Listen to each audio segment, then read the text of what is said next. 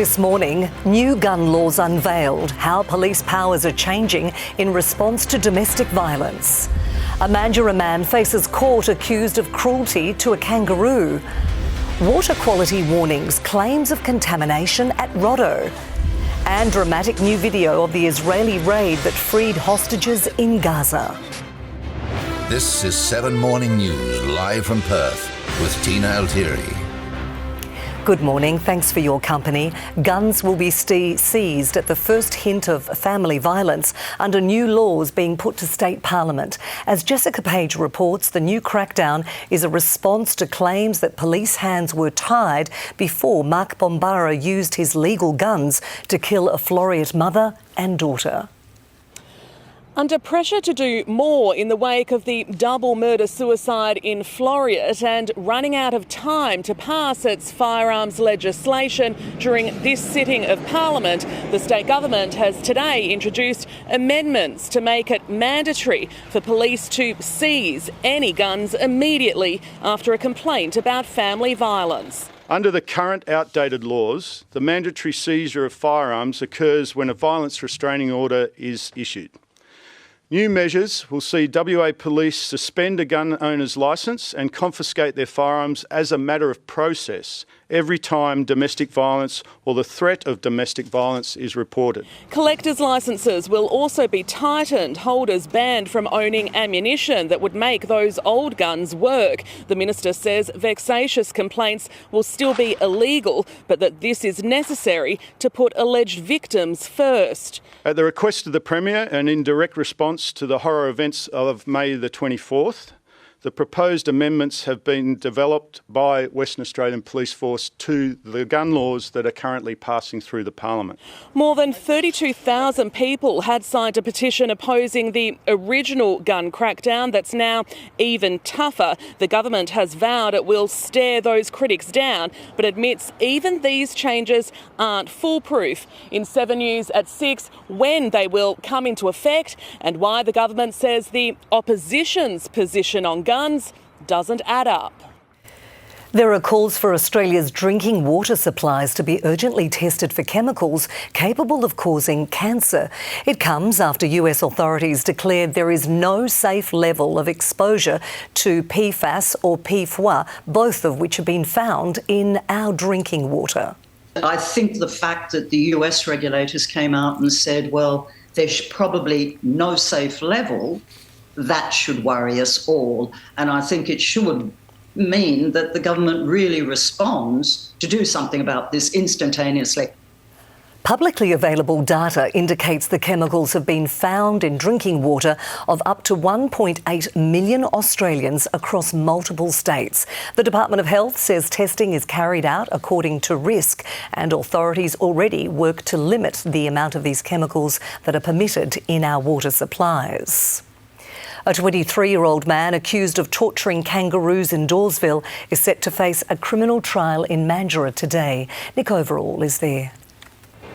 Mr Bennell is facing multiple charges of animal cruelty stemming from an alleged attack that left the community in Dawesville outraged. In June last year, he pleaded not guilty to those charges, sending the matter to trial today. He's accused of attacking multiple kangaroos in the suburb using a dog in January and February 2023. Confronting security vision captured a horrific attack taking place right outside people's front doors. Did you attack those kangaroos? He was charged after an investigation involving Mandurah Police, the RSPCA and the City of Mandurah. Today, residents and animal welfare advocates have gathered outside the courthouse for the trial. Mr Bennell had previously been granted bail under the conditions he is not allowed to enter the suburb of Dawesville or be in control of a canine. We're feeling very anxious and emotional. We've been following this for the last year and a half. We've been to every court date and it just kept getting extended, and today's the day, and I hope that he gets what he deserves. What he did was disgusting and it's unacceptable. We'll bring you the outcome of today's trial in the news at 6. Thanks, Nick. Israeli authorities have released dramatic new videos showing the moment 3 hostages were found by Special Forces troops in Gaza. America's top diplomat is visiting the Middle East seeking support for a ceasefire deal. Our US correspondent, Miley Hogan, explains. Israeli authorities have released this video saying that it's from the body cameras worn by the rescue teams involved in the operation 2 days ago. It captures the moment Special Forces storm through a street in central Gaza, firing their weapons, then rushing into an apartment. Once inside, they find the 3 male hostages. Police tell them, "We are here to rescue you, stay calm." Another woman was also rescued from another apartment during the same operation. By the time it was over, the 4 Israeli hostages had been brought home alive and mostly unscathed, at least physically. According to authorities in Gaza, that same operation killed at least 274 Palestinians. It's that operation that could now complicate the ceasefire negotiations. A US-backed 3-phase plan was put forward 10 days ago. The US Secretary of State, Antony Blinken, is now in the Middle East demanding Hamas accept it. My message to governments throughout the region, to people throughout the region is, if you want a ceasefire, press Hamas to say yes. If you want to alleviate the terrible suffering of Palestinians in Gaza, press Hamas to say yes. Israel has not yet publicly embraced this deal, though, but the UN Security Council has, voting in favour of the deal that would ultimately lead to a permanent ceasefire in Gaza, as well as the release of all hostages. But whether Israel or Hamas agree to it is still in question. There's been a terrifying home invasion in southwest Sydney. Detectives say 8 men forced their way into a property and shot a young man. Security video captured the gunshots ringing out before the offenders then fled the scene.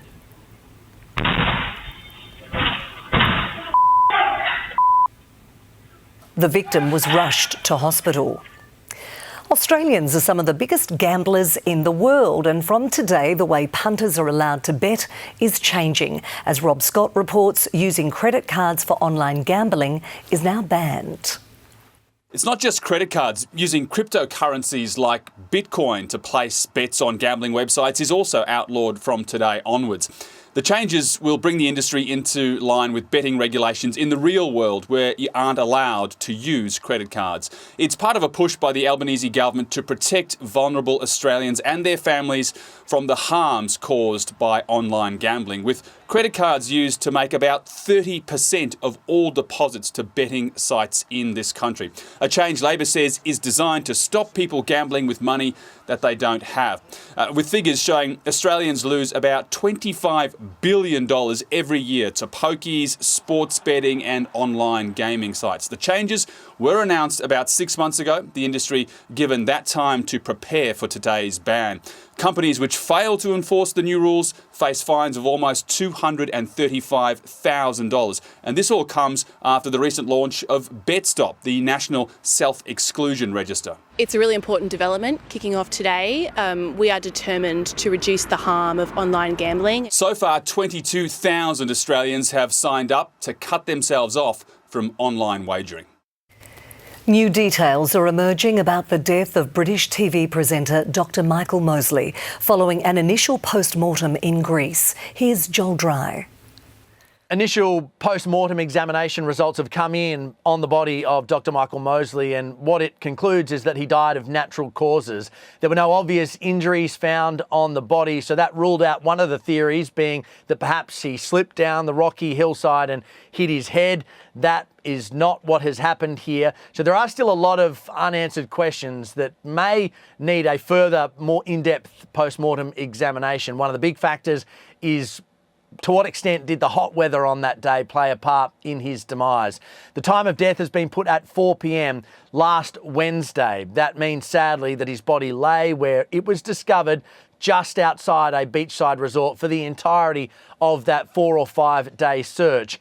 We still are unsure of why he ended up there. We know he was trying to get from his day at the beach to his accommodation, but the path between those 2 points has nothing to do with where he ended up. So one of the theories is he became disorientated, took a wrong turn, was trying to reach assistance, but sadly didn't quite make it. Tributes today have been paid to Dr. Michael Mosley from all around the world for a man that was synonymous with healthy living and trying to help others.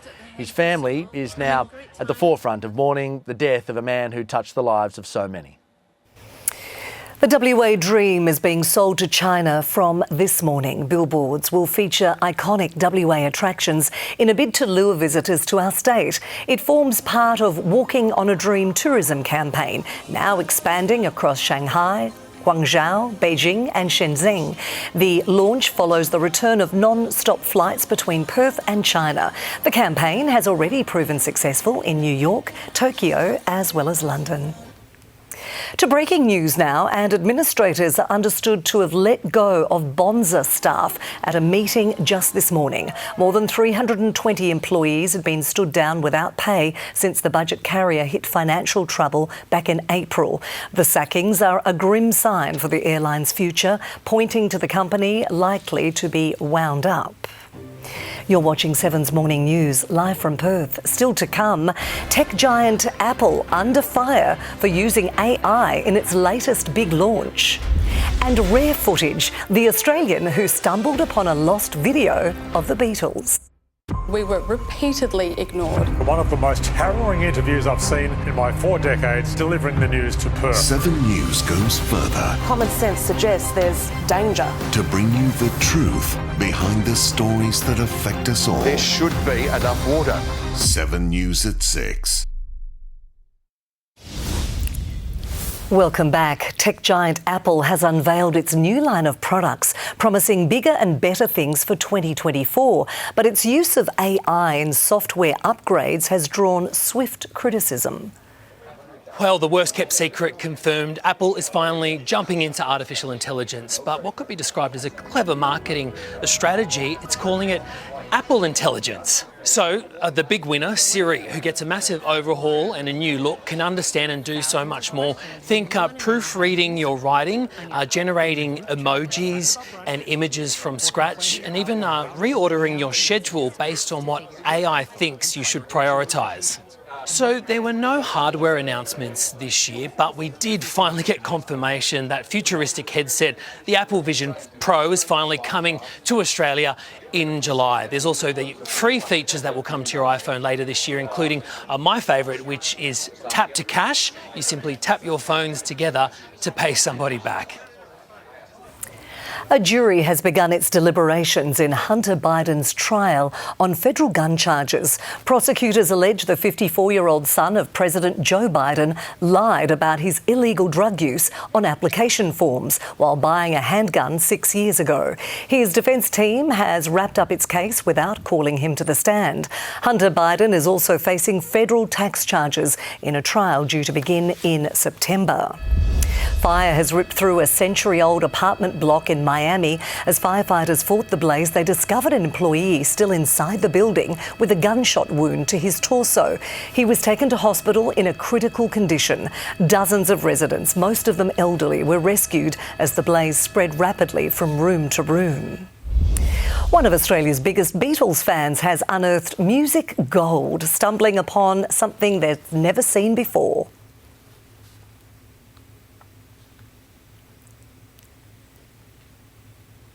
Former Hunters and Collectors musician Greg Pirano bought a box of films for $11 at a Sydney market, only to discover it contained a rare video of the Beatles. It's like they're playing in a small club, and it's very raw. I called it punk rock because he's just getting them, and he's getting them as if they're playing in a small place. You can see that they love playing. Greg now plans to sell his unique find. Well, scientists have discovered our brains may try to predict the future while we sleep. As part of a study published in the academic journal Nature, researchers looked at how lab rats tackled mazes before and after a good night's rest. Their findings suggest going to sleep helps us to gain a better understanding of challenges we faced during the day and anticipate new ones. They believe research like this could eventually lead to improved treatments for memory loss and Alzheimer's. Stay with us here on 7 Sport is coming up right after the break, including a major injury worry for the struggling Demons. And Adam Scott's major streak continues after sneaking into the field for this week's US Open. 7 News knows Perth. Headlines flash by all day. But to know the news, watch 7 News at 6 o'clock. And here's why. Our reporters are newsbreakers. The man in the back of that police car was arrested right here on the side of busy Belia Drive. With more exclusive reports that dig deeper and demand answers. We commit to travel to wherever the stories happen, even the front line. Chris Reason from Channel 7 Australia. As international news unfolds in Europe.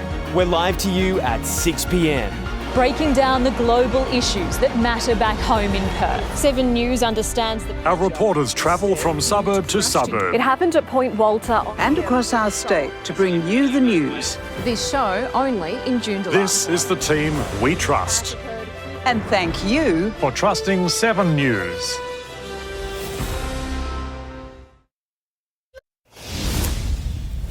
Welcome back. Melbourne remain hopeful of playing AFL finals despite a bad run of form and a major injury concern. The D's 38-point defeat to the undermanned Collingwood was their 4th from 5 games. Midfield superstar Christian Petracca needed surgery for 4 broken ribs and a lacerated spleen. I know our supporters want to win and so do I, and we're optimistic that we're just going through a little patch at the moment that we need to work through, and we'll come out the other side. Dustin Martin is on track to play his 300th game against the Hawks at the MCG on Saturday. Tom Lynch is a chance to return from a hamstring injury suffered in round 3. Well, Graham Arnold will experiment with his Socceroos lineup for tonight's World Cup qualifier against Palestine in Perth. After struggling to beat Bangladesh 2-0, Arnie is set to make 9 changes to the starting 11. This window for me is also about testing some players and looking at the players in a different way of moving forward. The Socceroos are undefeated and safely through to the 3rd stage of qualifying. Bangladesh can feel seriously hard done by at the T20 World Cup. Chasing South Africa's total of 6 for 113, Mahmudallah was given out LBW after the ball flicked off his pads and went for 4. It was ruled not out on review, but Bangladesh did not receive the 4 runs. Takes a catch. That is a metre away from finishing the game. South Africa have won 3 from 3. Mark Winterbottom is inspired for the Supercars Indigenous round in Darwin. Frosty hasn't won since Darwin last year and hopes Shani Sutton's artwork would help make his Camaro feel even faster. We go there again full of confidence. Not because we won last year, because what we've learnt in that 12 months between last year and now. Very special to have her do our artwork, and my job's to repay the faith and put that car up the front. The Darwin Triple Crown is live here on 7 this weekend. With his lucky reprieve, Adam Scott isn't at the US Open to make up the numbers. The best players practiced at Pinehurst today. Scott didn't qualify, but the death of Grayson Murray opened his place in the field. Now 10 years since he was world number 1. No, that guy was good. He was really good. But there's still some good stuff in me, make me think I can still mix it out here. So with all this experience.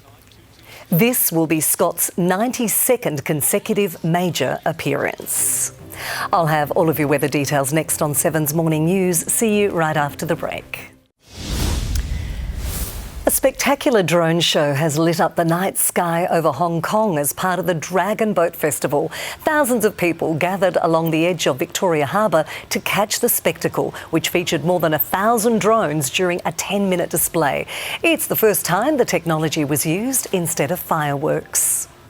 Checking your weather details now, currently 17.9 degrees in our city. Looking at the forecast for the suburbs, 21 for Joondalup, Morley and Fremantle. Slightly lower, 20 degrees for Rockingham and Mandurah. For the rest of the week, some showers expected tomorrow. They're likely to ease slightly on Thursday with a top of 19 degrees and a cool overnight low of 10 degrees. Friday should be mostly sunny, 20 degrees, 21 degrees for Saturday. Pretty much the same for Sunday with those showers returning for the weekend.